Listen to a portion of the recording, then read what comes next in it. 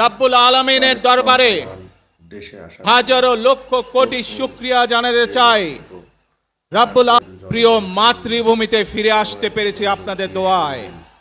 আশা করি আপনাদের মাঝে কারণ প্রিয় ভাই বোনেরা, পর আমাদের এই প্রিয় মাতৃভূমি ২৬ সালে মাটিতে ৭১ সালে এই দেশের মানুষ যেমন স্বাধীনতা অর্জন করেছিল, ২০২৪ সালে এদেশের ছাত্র জনতা সহ সর্বস্তরের মানুষ, কৃষক, শ্রমিক, গৃহবধূ, নারী, পুরুষ, মাদ্রাসার ছাত্র সহ দলমত নির্বিশেষে, শ্রেণী পেশা নির্বিশেষে সকল মানুষ সেদিন ২০২৪ সালের ৫ই আগস্ট এই দেশের স্বাধীনতা এবং সার্বভৌমত্বকে রক্ষা করেছিল।